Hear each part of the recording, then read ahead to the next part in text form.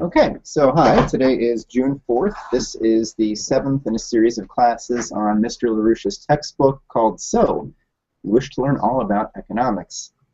The discussion today is going to be on chapters 9 and 10, which are on basic economic infrastructure and on inflation. So to start with, though, we're going to go over what some of the responses were from the homework from the last class.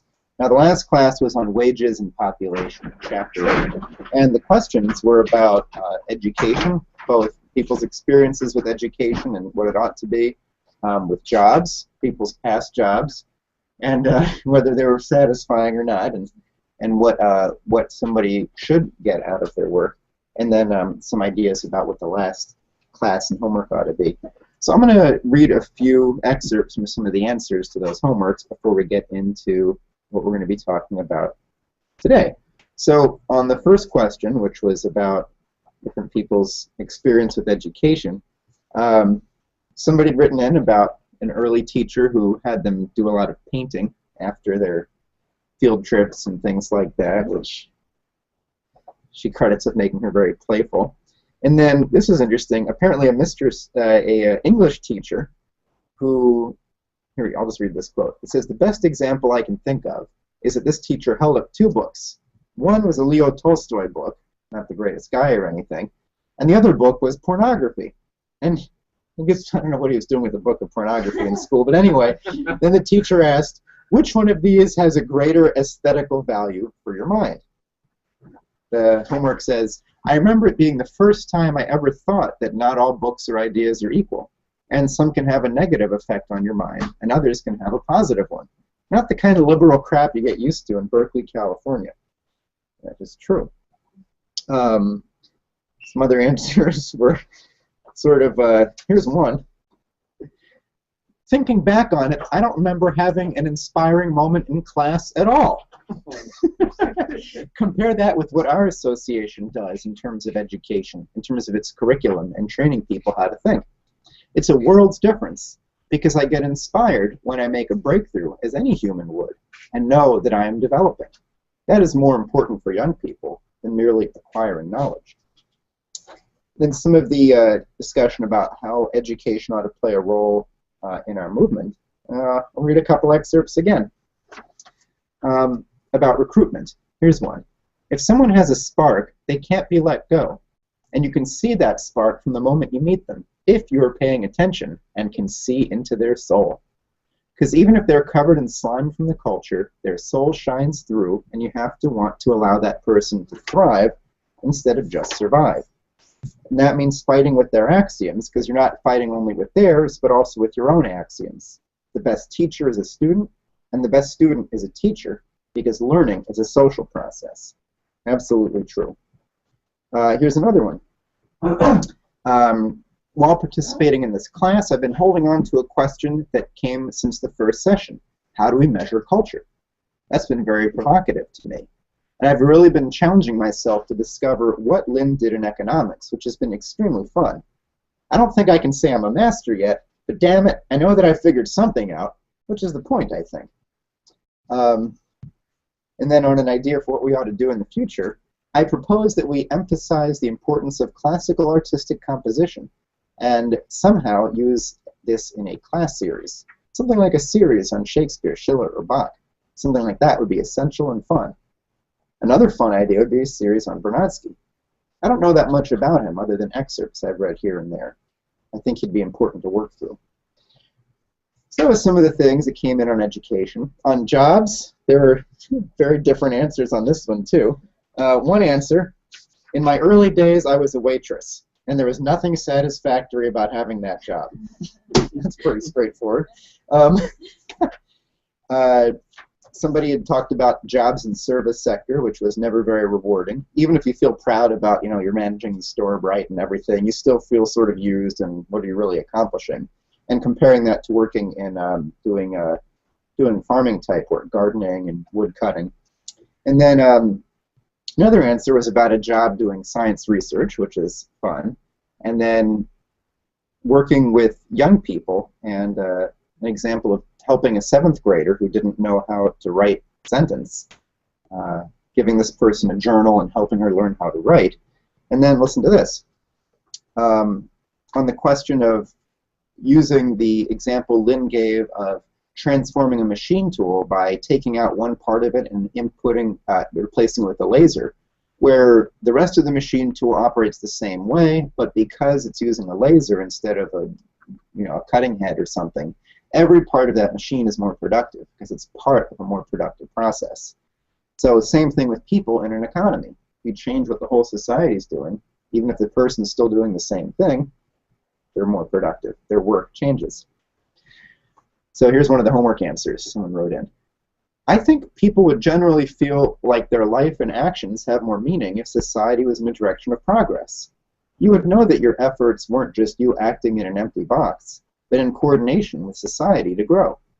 This is a big reason why I joined the LaRouche movement, is I knew that even though I may have felt good doing good things or helping people, I knew that society, as it is now, wouldn't allow those things to really have meaning unless it were changed. That's why we need a science driver. That's why we need people to take part in a national mission, like what people knew was in the space mission. People deserve to know that their actions are immortal, even if they don't see the effects right now.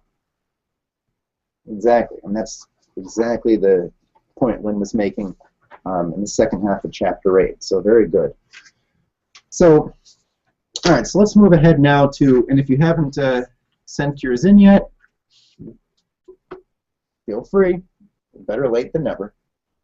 So on the two chapters we're going to be talking about today, basic economic infrastructure and inflation, we'll start by showing a graph. Lynn opens up chapter 9 on infrastructure, saying that in doing some economic studies some decades ago, the research team he was heading up found that the biggest correlation between economic growth and any other factor was investment in infrastructure. That had the biggest correlation with growth in the productive powers of labor. So I want to show you a chart, and this is going to be, you're going to make your own version of this chart in the homework here. So hopefully you can see that. The chart says electricity consumption versus GDP per capita. And yes, I am embarrassed about using GDP, but it seemed to be the easiest to use among a bunch of other. I made some other charts too, like life expectancy and some other things.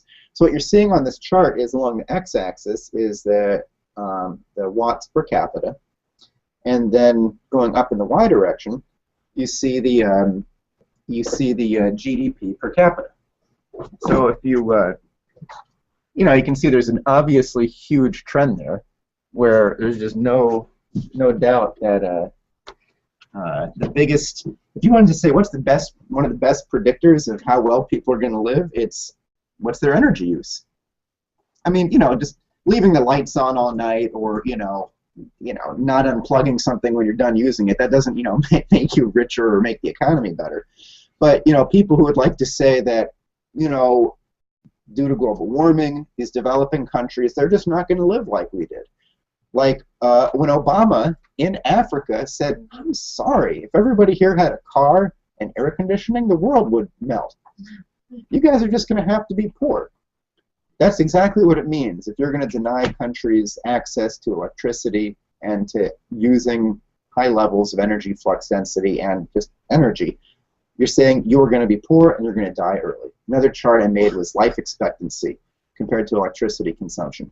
And if you've got low electricity in your country, you're going to die young. That's just how it is. It's part of the society that helps people live longer. So, that's the basis for looking at what Lynn's going to say about infrastructure here. And, he talks about, you guys can read the chapter, a lot of the stuff's pretty straightforward. Talks about how infrastructure is naturally a basic government function, traditionally, and it just makes sense. Primarily by direct spending. That's the biggest way that government is involved with infrastructure. And then also he gives a few other examples. Government corporations, like the Tennessee Valley Authority is it's a government corporation. Port authorities around the country are government corporations. And then he also talks about private things that are still operated as, by regulation under the government. For example, in many states, the power companies they're private companies, but the way they work is very regulated, or at least it was, a decade ago, or 2 decades ago now. So, the rates are set and everything. So it's a private thing, private company, but it's regulated. It's an inherently public function. Same thing with, with Amtrak, which is, it's not really a government program, or Greyhound, which is regulated. Greyhound's not a government bus service, though. Now, then he brings something up, which is that if you don't invest in infrastructure, like right now we're not maintaining our infrastructure. The American Society of Civil Engineers gave us a D+ or D-, I forget, D something for the state of the nation's infrastructure. And he says, look, if you're not investing in maintaining your infrastructure, where does that cost show up? In other words, letting things decay, letting things deteriorate and not doing the maintenance to bring them back up to standards, that's a cost in your economy. You had something valuable, infrastructure, and now it's worse. It's very tempting for people to say, we had a bigger profit. We cut spending. We have more money. You didn't. You actually have less because you have thrown away and not maintained the infrastructural wealth. So, he talks about how if you look at whatever the, like today, for example, the American Society of Civil Engineers says we need over $3.5 trillion to get our infrastructure back up to snuff over a decade. That means that however much money the U.S. has supposedly created over the past several decades, you have to subtract $3.6 trillion from it, because that supposed profit came from not investing in infrastructure. I mean, if you stopped eating for a day, you'd say you made more money that week, but I mean, if you do that for a while, you're obviously going to have to make up for that, or you're going to die. So now, why is the infrastructure not maintained? Is it that people just are being short-sighted? No. Then he goes through, he's got a whole section. This is really great. He's got a chapter on basic economic infrastructure, and half of it is on the oligarchy and how lackeys operate and what a conspiracy is, and the whole treason. And it gives a 3-page summary of Tony Chaikin's Treason in America book.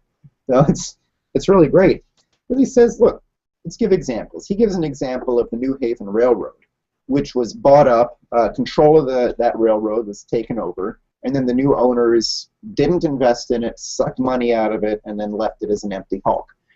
That example's decades old, so one of your homework questions is to think of a more recent example of this primitive accumulation, of basically sucking out what's been accumulated to make a short-term gain. And you said this is done as a deliberate policy of destroying the U.S. It goes back to Adam Smith taking a carriage ride where he was getting his instructions on what his job was to destroy the U.S., in part by writing The Wealth of Nations, which some very silly people think is a guide to how the United States developed. It isn't. Adam Smith was British, not an American. We had a war. So on the oligarchs, I'll just read a couple quotes on this. The section is very thorough, and you can read it yourself, but to point out a couple things that are particularly relevant. On page 175, he says the Neo-Malthusians, they're a force. They're trying to destroy humanity. And he says, therefore, we must not delude ourselves that by rushing to these circles with proof that the destruction of the U.S. infrastructure has been a disaster, that we would persuade them to discover the error of their ways. That is straightforwardly making the case, gee, it makes sense to invest in these things. You're not going to get anywhere with that, because the reason it's not being invested in isn't that people didn't know it was a good idea. It's that there's a policy of destruction. Like fusion. If you take a look at Megan Beats's article on the suppression of fusion, some fusion scientists think, well, we just need to make the case clearer, or there's just not quite enough money, or Congress just doesn't really get it. They're not scientists.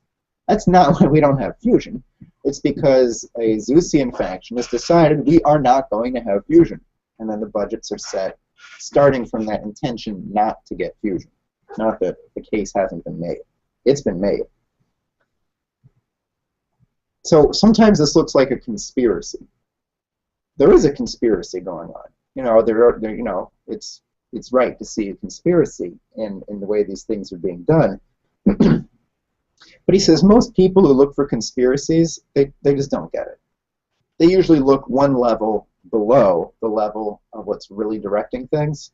So rather than looking at the level of the British Empire, rather than looking at the level of these oligarchical economic royalists, people see their lackeys, and then they look at how these lackeys operate, like, you know, Henry Kissinger or David Allenmeal, or somebody who, you know, they owe their existence to somebody above them, and they operate on their behalf. It might look like a conspiracy, but the other point LaRouche makes is that people often very wrongly believe that these conspiracies are based on greed. You know, I'm sure we've all met people in the field who think, you know, all the time people say, well, these guys, they're greedy. That's why these bad things are happening, because there's these greedy people in power, and, you know, power corrupts, and they're really greedy, and they want to, like, make more money or something. That's not it. Zeus wasn't greedy. He had an outlook for the human race that he wanted to implement. The British Empire isn't greedy.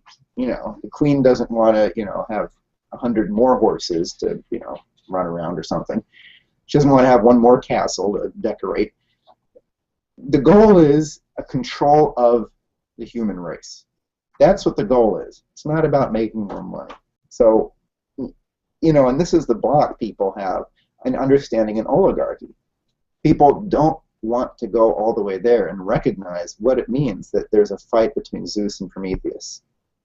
And it's much easier to think of corrupt people up top who express in a more exaggerated form, you know, the greed that we might all feel a little bit on occasion. Just take your own feelings of selfishness, multiply them by 1,000,000, and then say that's, you know, Dick Cheney. That's not how it works. So, you know, so then he moves on. So, you know, he makes this point here that the value of infrastructure is undeniable. The reason it's being undermaintained is a deliberate attempt to destroy the country. And then he gets back into talking about where we need to go in the future, and he goes in a surprising direction with it. You know, he points out that that infrastructure is like a capital investment. That if you look at the whole nation's economy as if it was one firm, just as one factory will have capital investments to have their, you know, their machinery and things like that, the nation as a whole has a capital investment in infrastructure, which, you know, it's not localized to a particular productive function, but it, you know, it's like a rising tide. It provides a platform on which everything else operates. So then LaRouche goes to the moon, and he brings it back. He says, we got to talk about how we design our cities. Our cities are terrible. Urban infrastructure has got the most potential for investment, for having a huge return on spending and investment in urban infrastructure. It's phenomenal. So we need to do that, he says, by looking at planning our cities from the standpoint of how we plan to make cities on the moon eventually. So he says, don't start from what we already do. Start from what we really should be doing. You know, think 30 to 50 years ahead.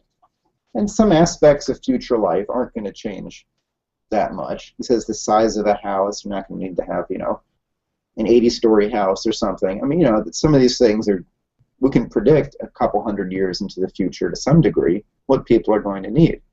He says, build your cities starting with the infrastructure. There's multiple layers of infrastructure, like the, you know, like the cargo cap idea in Germany about having a, you know, transportation network underground, connecting your factories.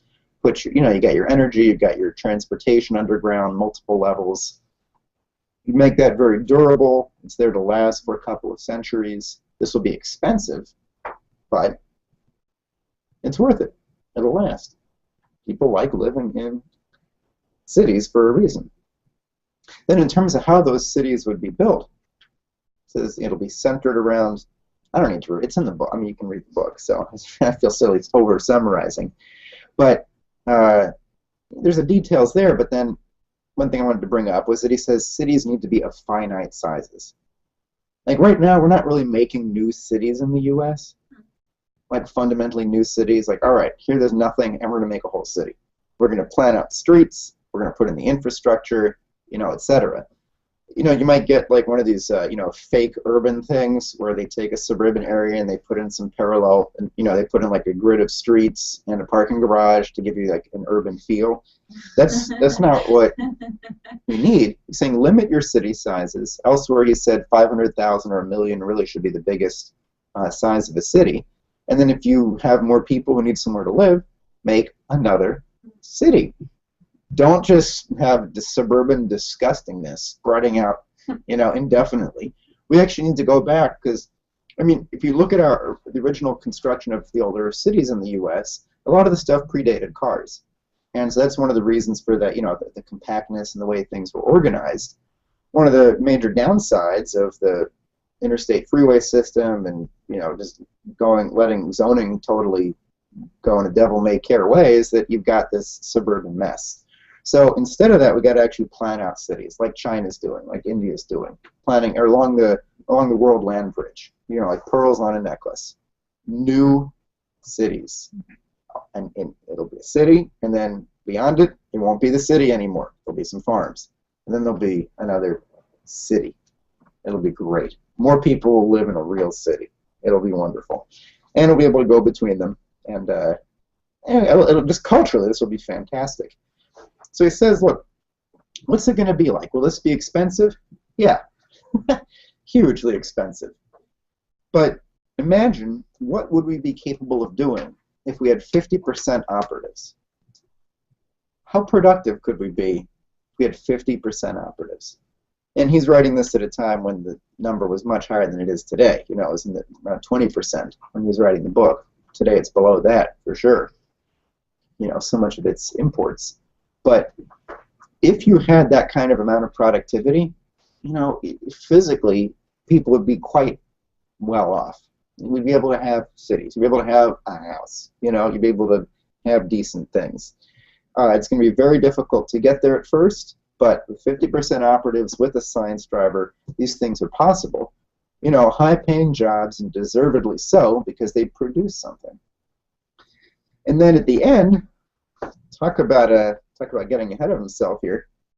That's the wrong phrase. He says, not only must we distribute water supplies, he talks about moving water around. He says, we must also manufacture water supplies.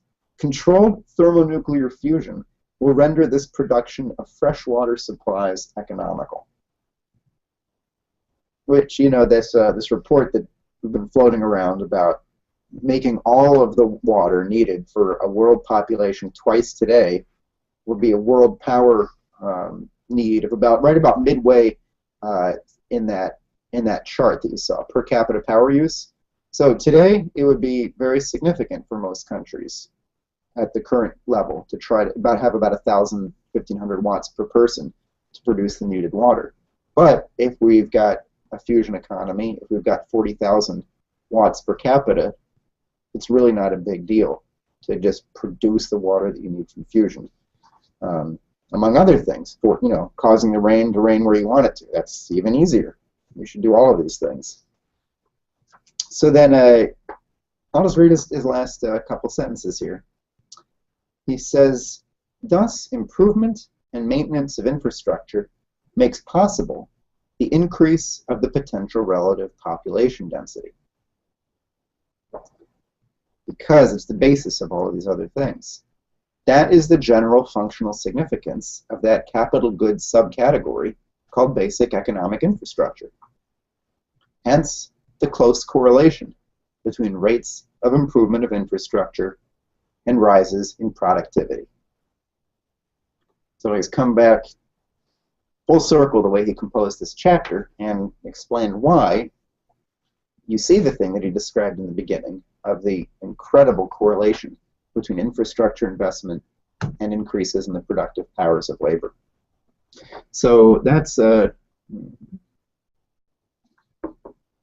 the main things, just to give an overview on Chapter 9. On Chapter 10 on inflation, it's very briefly. He says briefly on inflation. It's 3 pages long. Maybe more like 2.5, because he's got the title as in large font. Basically saying it's really not a big deal. But he says if you want to worry about inflation, you know, the biggest cause for inflation is not the government producing way too much credit and, you know, spending so much of it on roadways and high-speed rail that all this extra money flowing out to rail workers is just, you know, there's a huge flow of cash and that's causing inflation. That's not where the inflation is occurring. It says what happens whenever you put money or a money equivalent into circulation, however you make that money. On Wall Street, they make money. You know, they just make it on a computer. Whenever you do that, you know, it's quantitative easing, leveraging, that supposed money, whether it really exists or what that even means, it definitely can be used as a claim against some real production or a real service. So, like the image of the, you know, the 80-pound or 200-pound or 300-pound or 2-ton tick sucking all of the blood out of this poor dog, that's what you have today. He says that's what Wall Street is doing. That, listen to this. He says, this is from page 187 to 188. He says, money put into circulation, or money substitutes, such as paper negotiable for money, credit taken as payment, and as a claim against money, that money, it goes somewhere, and is ultimately presented as a claim for tangible wealth or labor. For example, payment of money taken on account of financial usury or ground rent is part of the waste component of overhead expense. It goes into the hands of the recipient in return for nothing. There is no exchange, there is merely a taking. The obligation to pay such claims by production and distribution of physical goods, by paid labor, and so forth, is a tax added implicitly to the price of everything. Costs rise accordingly. Cost pressures push up prices. The economy is paying more for its total output and receiving nothing in return. Inflation. Yet someone receives this money and presents it as a claim for payment in tangible wealth or labor somewhere. So he says, unless you clean out, if you've got this parasitical, explosive bubble of Wall Street and financial speculation, he says, unless you clean that up, even doing good things with credit can cause inflation. Because if the credit that's being created is being siphoned through Wall Street and being leveraged and being used for fictitious monetary gains there, then that is increasing this inflation tax on everything. I think that makes reasonably clear sense. If money's being created, then everything costs more because now people with this made-up money can use it to buy things. And so they're just like sucking out production from the economy and giving nothing in return. So that makes everything cost more. There's less of what's produced to go around for the people actually involved in producing any of it. So it's a stealing. So one of the homework questions is on this, to quantify this, to get the, but maybe someone can just do it on their, you know, do it right now. We can have the answer together. One of the earlier homework questions about estimating C and V and D and S prime, people came up with about 22% of the, 78% of GDP comes from services. So the question on this homework for chapters 9 and 10 is, what percent of GDP comes from financial services? And the second question is, what percent of people work in financial services? To give you a sense of the size of the tick that's sitting on the dog, because it's not that many people. If anyone wants to look that up right now, that'd be great. And then this creating this huge amount of supposed GDP, which is claims for payment of real production. So what I'm do now is just give an overview of what the homework questions are going to be, and then we can talk about the chapters. I hope people have read them already, or we can read some sections of them together. Let's see where it goes. But the homework on this, and Scott in California has already done question 1. Although everyone needs to do it, it's going to be good. So question one is about this correlation between investment in infrastructure and economic productivity. And then I included a quote from a much later paper by LaRouche from 2005 called Science, the Power to Prosper, where Lynn talks about when you transfer production from an area of high infrastructure density and you put that same production somewhere with less infrastructure density, say a third world nation, to take advantage of cheaper labor or no environmental regulation, that there's a monetary profit in doing that, but it's not just that there's no physical profit. It's not just that there's no physical profit. It's that there's a physical decline in the value of that labor and the value of that factory, because less efficient infrastructure, etc., means that there's more effort that's involved in moving those goods from that factory and providing the electricity to that factory and getting the water to that factory and moving the people to that factory.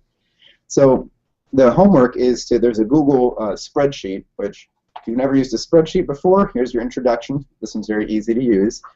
You're just going to go to the CIA World Factbook website and find, for a few countries of your choosing, the population of those countries, the GDP, I know it's embarrassing, but we're going to use it, and the amount of rail in the country, and the amount of electricity consumed in the country. When you put those things in the spreadsheet, it'll go ahead and put the rail and the electricity into per capita units, and then it'll make a chart for you that compares electricity consumption with GDP, and then also compares the amount of rail per capita, how many feet of railroad exists per person, and compares that with the economy. So that sort of recreates the, it's not the same as what Lynn described in the opening of the chapter, because he looked at over time. You invest in infrastructure and then the economy increases. So we're not looking over time, we're just looking at 4 countries as they exist now. It's making the point that's in LaRouche's 2005 paper. So that's the first one. That one's straightforward and it's very fun. And if you need help, ask anybody, ask me. And then when you're done, you'll have your very own unique personal chart that you can print out and use in the field and show people to make your point.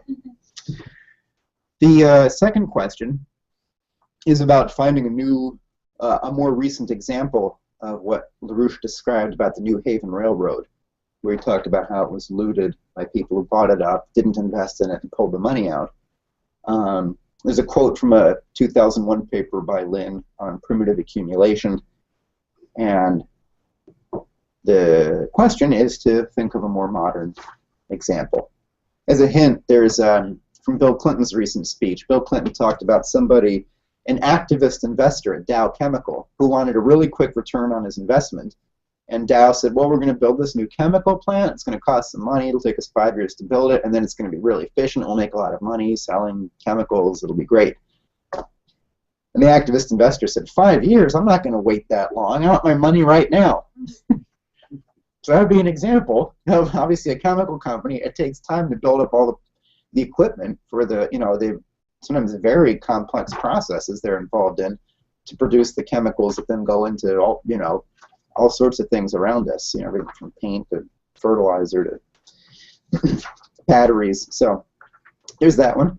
The third question is to write a short story about life in the year 2050 in one of these new cities with the honeycomb of infrastructure and no suburban sprawl. It would be so nice. Maybe you could describe your fictional family going to the edge of the city and it actually ends. Astonishing.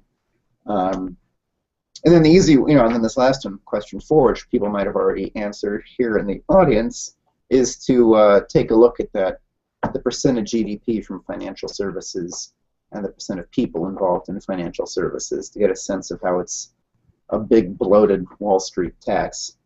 It looks like 2013 is 4% of people employed are employed in finance. Wow, 4% of people are involved in financial services. And then we find out what percent of the GDP that is?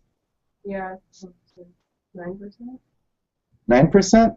I was hoping it'd be bigger. Doesn't sound like a very big tick.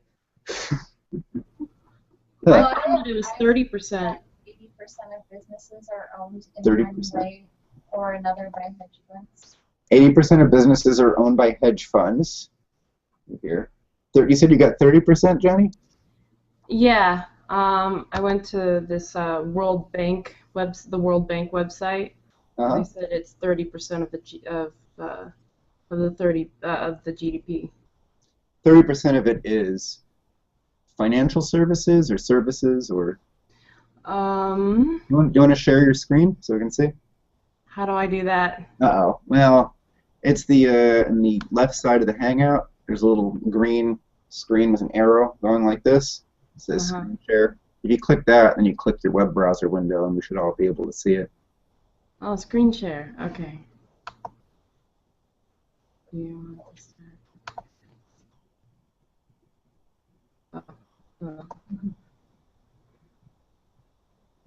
What I found was 9% is just compensation of financial intermediaries. Oh, wow. The 9% found here, 9% of the GDP is financial services people being paid. Just their paychecks. Wow. Huh?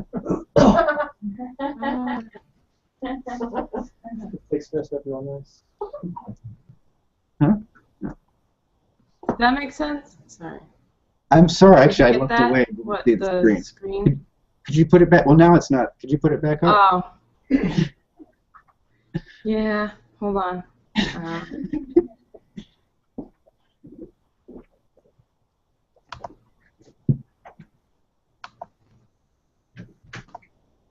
It's, wait. Okay.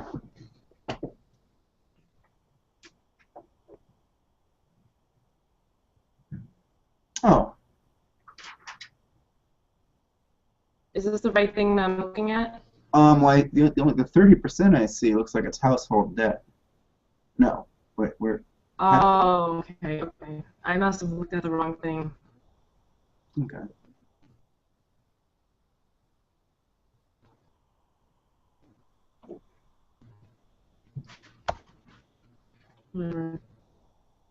I'll keep looking at it. Okay. Because people, so these lobbyists would say, financial services creates a huge percentage of America's GDP. We're so important. We're a major industry. The financial services industry. I mean. They told us in the New York State Legislature that 20% of the New York State budget comes from private investment firms, taxes on them. Wow. Did you guys hear that? 20% of New York State budget comes from taxes on private investment firms. Like, that was a big thing that that used to be able to keep California's state budget somewhat working. Was the it was a little bit different, but it's just capital gains, state capital gains taxes on the people making money off the stock market. Okay. I found 6 million people employed in financial services. Yeah, it's about That's less than 5%. Of people employed. There's Yeah. about 144 million people employed. 6 million. So. 6% of those people who are. Oh. All right. Well, looks like we don't have the exact answer yet. Well, good. Well, that'll be for homework then. Plus, it's a research skill to how to, just figure how to Google that. Google those things. So. That's about it. Let me just return to showing that chart one more time that I showed at the beginning. Give you a sense of what the chart will likely look like when you do question 1. So you can see the chart again here of electricity consumption versus GDP. So again, look at all those countries that are clustered down with little electricity. I mean, there's no country that's using a small amount of electricity that has a prosperous economy. Doesn't happen. So when you plug in your numbers for question 1, you'll get 2 charts. The first one will look something like that, and the second one on rail will look like, well, it'll be a surprise. You get to see what it looks like yourself.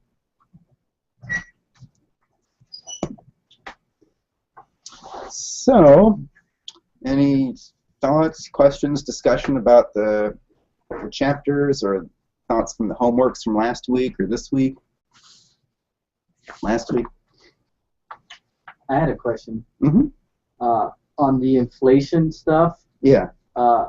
Is it that Wall Street determines the inflation, or is it the government, or who determines the price of things? Right. Well,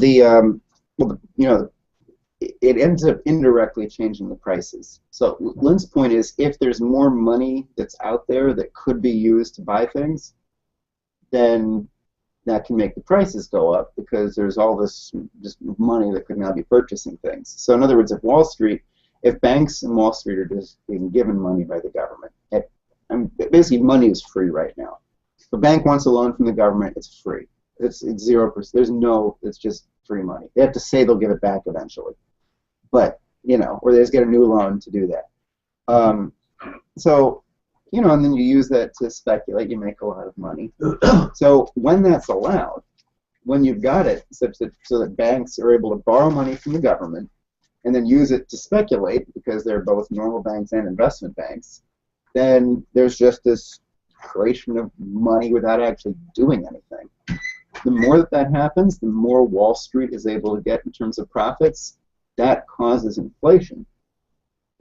When looked at in terms of people who actually do work, because if you look at the productive part of it's tough to think about this because so much of what we consume is imports now. But imagine that we actually produce things in the U.S. We produce most of what we actually needed. The productive part of the workforce, producing all these things, etc., now has got Wall Street coming in and saying, well, we're going to buy up some of that stuff that you produced with the money that we made. When they buy it up, there's less to go around. So it's like stealing the goods, or it's like meaning you're gonna have to pay more to get it now. So it's like an indirect tax on everybody. It causes inflation. So like the inflation rate right now, this is one of these things where there's so many lies in the statistics coming out of the government. Like unemployment is just they don't include people who have expired from their unemployment benefits. Another big one is inflation. I don't know what does anyone have seen any recent supposed inflation rates? It's like they do so much cheating when they report what the inflation rate is. Like for one thing, they'll say products are better than they used to be. So even if they cost more, it doesn't really count. Like yeah, paper towels cost more, but they're a smaller size sheet. So you can use a sheet that's half as big as before, and that's so much of a benefit in the kitchen that it's fine if they cost 20% more because they're 20% better. So there's no inflation in paper towels. Or they say, yeah, cars cost much more now than they did 30 years ago. Current U.S. inflation rate for the past 10 years is 2%. Supposedly our inflation rate is 2%. From 2004. But they also don't include certain things like food in that figure. Well, they don't include food in the inflation rate naturally. Yeah. No, they say that there's some things that are volatile, that they change and they move around it. So they're not going to count those when they measure inflation. And those things include gas. Has anyone noticed that gas has inflated a little bit more than 2% a year over the past couple decades? I mean, can't fill up your tank for $20 anymore, and that's well more than 2%, to get up to 60 or 70. Gas, food. I forget all the things they don't include. They basically don't include like everything, and then everything that's left is like is like I don't know, a DVD player or clothes or something like that, or things that are imported and that let them make a bigger fake with the what are they called? QAF, quality adjustment factor, where they say that the paper towels are so much better because they have like a picture of a pie on them or something. So Actually, what I read about that is the way that inflation hasn't gone up. If you take an Apple computer or an Apple iPad, the price isn't going up, but the technology is getting better. Mm-hmm. And so therefore, this is an example of how inflation is not that high. Yeah, so right. They're already ridiculously expensive. Well, and it's plus like if you pick some things like computers or something like that. Sure, are they getting cheaper to do what they did a few years ago? Absolutely. What's the inflation on the price of those things? Could you say it's negative? Yeah, I mean it's getting cheaper to do the same thing, but people also, in addition to having computers, need food, Healthcare. Is healthcare inflated only 2% over the past decade? Healthcare costs? Absolutely not. You know, so it's there. That's one of the most scandalously falsified statistics that exists. The inflation rate. Oh, we should have a homework question to try to figure out what the real inflation has been over the last 10 years. Good question. I don't know if you guys heard that. Alexander said another homework idea would be, what is the real inflation rate over the past 10 years? How much have prices actually gone up? I know one way EIR would report that was the average number of weekly paychecks to purchase certain things. So they'd say for the average family's insurance premiums, how many of that family's paychecks every year, how many of those go to paying for their insurance? How many of their paychecks go to paying for their mortgage or their rent? How many of those paychecks go to paying for their transportation needs? So that's one way that also sort of, you know, I mean, obviously it's things in terms of money, but it, you know, it takes it outside of just looking at money and comparing money to money in the past. You're looking at what are you able to actually get with your money. Although, yeah, for plenty of them, just the money. I mean, like healthcare and gasoline, or, you know, pretty obviously more than 2%.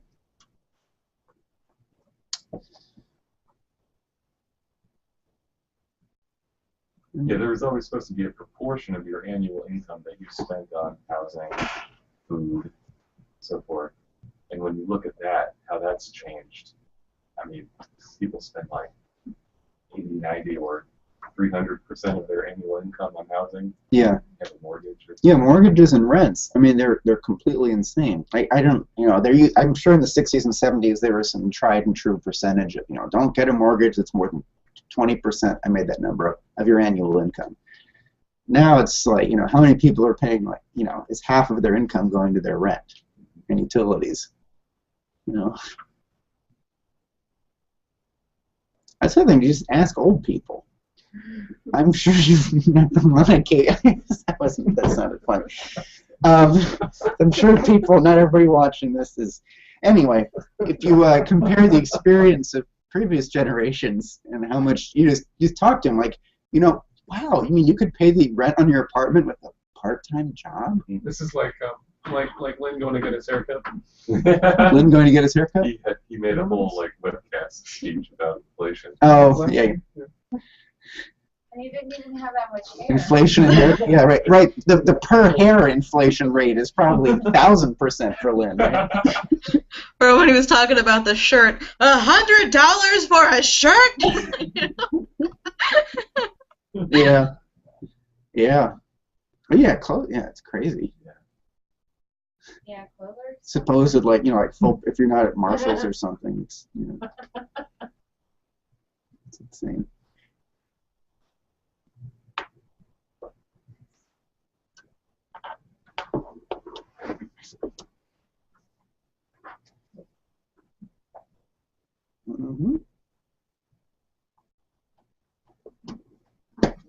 Actually, I have a question going back to Chapter 8. Sure. He actually brought it up before, but he has the chart going through, you know, working backwards from, you know, the production of goods back to where they started. So I was trying to think of, like, different examples in my head of how that process happened, of how production happens, and I couldn't quite figure out. I couldn't think of, like, what an intermediate market basket would be. That might be kind of a technical question. That's a good question. Yeah, if I remember that, you know, that chart he had at the lowest level, he had the raw materials market baskets from agriculture and from resource extraction. And then at the top level, he had the final market baskets. And in the middle, he had some things that would go in the intermediate ones would be, you know, for example, steel. It's funny because, I mean, you know, every factory that produces something that you would call an intermediate good, they consider it to be their final good. And they also have their own intermediate goods, obviously. But, like, take a steel plant as something that would fit nicely in the middle. You know, most people don't, you know, most projects don't call for just producing steel. Like, we've got a national goal of having a lot of steel sitting around or something like that. You know, you use it to build things with. So, you know, steel's not a raw material. It's not the, you know, the iron ore and all of that. It's not, you know, nothing a steel mill produces is going to be a final good that can be used for anything. It could be used for construction, but again, construction is part of, well, if it's a house, fine, it would be, you know, be part of making a house. But the house would be a final good. The steel that produces the house would be an intermediate one, for example. You might see like treated lumber you might put in there, machine tools. I think those are the kinds of things that would fit in that category. Wouldn't you call some of those things capital goods, though? Yeah, they are. You know, let me look at that chart. What page is it on? It's on page 148.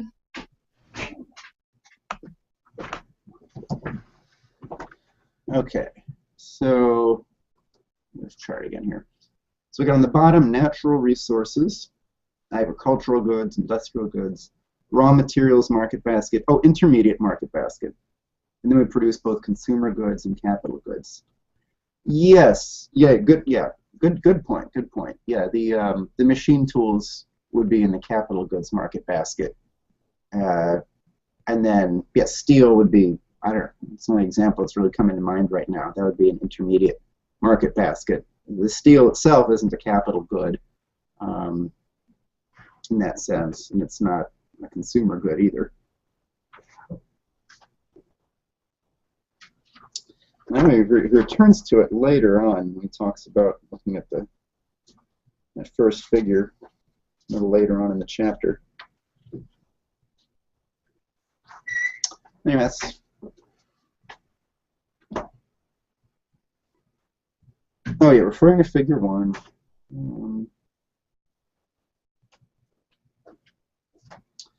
It says on page 157 when he's talking about the goals of a growing economy.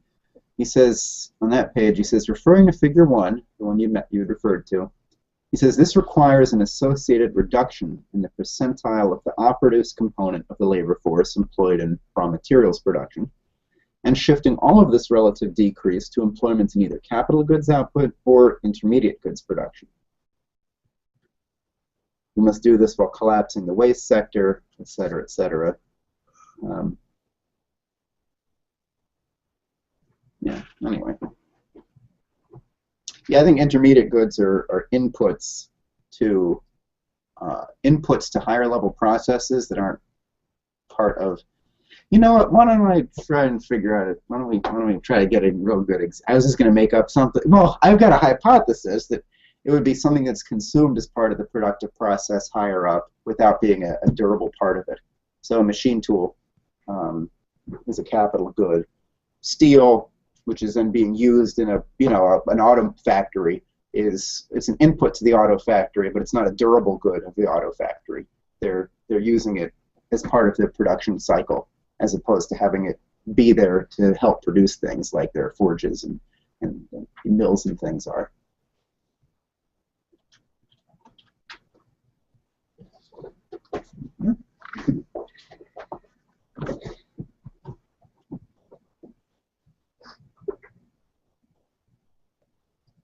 I got another question. Sure.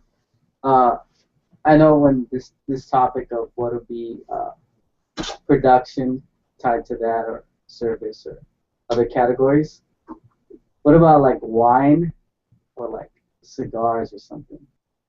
Like, because you know people like to drink wine or even beer, and it's not too productive, but they still do it.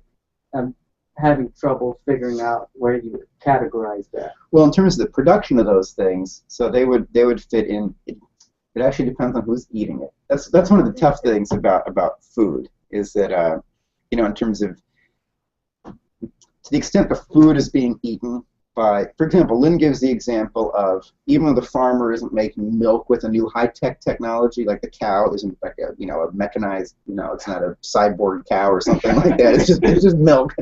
And the guys, he's the researcher, she's having it for breakfast, and then she's figuring something out. Okay, the milk is part of her life. It's not made maybe with a new technology, but it's part of then what that person does. Do they work in, are they making water pumps? If that's what they do, then the milk would be V. It would be, when Lynn breaks down production into the C, V, D, and S prime back in chapter 4, right? That milk would be V if it's for that household. That milk would be part of D when it's drunk by a Wall Street banker who, you know, washes his dog in milk or whatever. I don't know. something some luxurious use of milk. So yeah, same thing with wine or beer, or, you know, donuts. You might say donuts have negative, you know, health value. You know, maybe we should outlaw them. I keep me from eating them. But yeah. So if you know, if the wine's going to a productive household, it's part of V. If it's going to a different kind of household, like if a teacher's having some, it's in D, education. So you have to look to where it goes. And if you're just getting totally drunk, that's D, waste. That's where that gets. But it's not the wine's fault. Wine isn't inherently, you know. You know. Yeah. And it was actually a necessary invention in the path of history because it was something that would actually not go bad. You know, fermented beverages kept. So you could take them on a long trip and they wouldn't get gross and moldy like water would because they're already moldy in a specific way. So cigars, I don't know. I mean, I think that cigars are a waste, but I don't know. I mean, more generally, if you think about this this thing that this homework response had about the teacher who held up the two books, the Tolstoy and then the pornographic book, and said, which of these books has a greater aesthetical value for your mind? It's like, you know, it's not just like, well, a book's a book, whatever. You know, what's the value of culture? Maybe that's a broader thing to say, you know, what's the value of like some music or something like that? What's the economic value of shitty pop music? You know, what's the economic value of Brahms? And it depends on what you do with it. Like Brahms' economic value is up to us at this point. But the potential that music has on somebody's mind, the ability that it has for culture, that has economic value.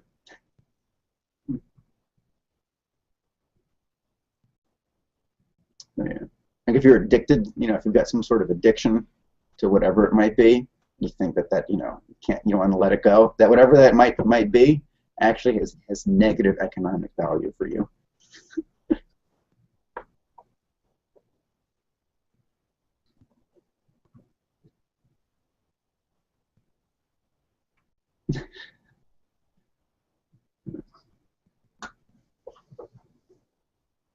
Okay. Anything else from 8, 9, or 10? Questions about the homework? When you do the spreadsheet, I don't know, I'm not sure if everybody's used Google Docs that much before, but when you do the spreadsheet, when you click on the link, you'll get the spreadsheet and you can't edit it because it's the homework version of the spreadsheet. So you just have to make sure you save a copy of it, and then you can put in your own numbers into the cells in the spreadsheet. And then when you're done, you can export it and send it, or you can click share in the upper right and share it.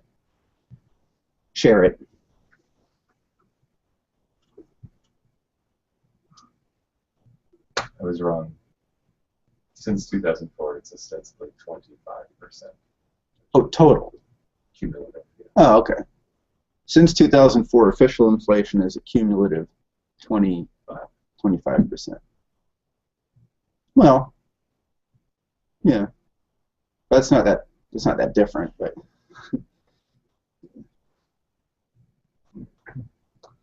okay. Anything else?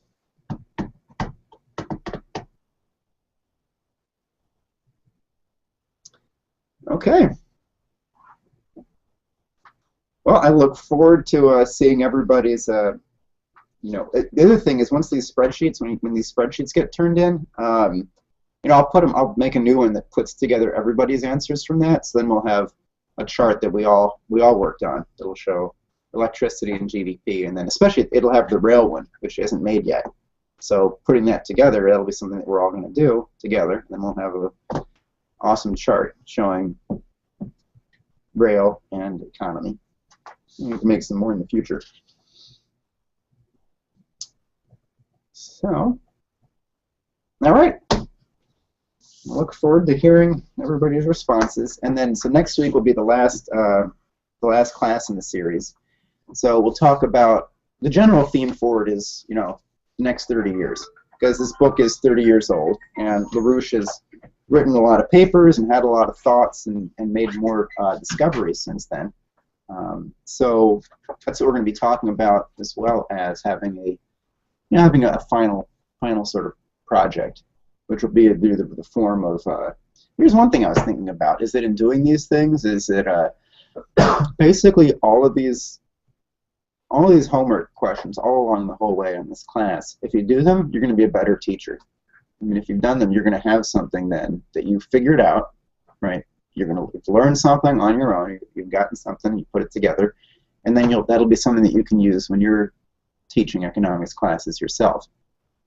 So that's something to think about it everywhere, is that, you know, let's get a process where we're getting contacts around, and, you know, economic series and in the different offices. That's something we've done in the past frequently. So are you going to be the one? Are you going to be teaching that next? What are you going to do when you're the one running it? So keep that in mind when you're answering these things, and keep it in mind when you decide to answer them. So I'll see you guys next week for our last discussion. All right.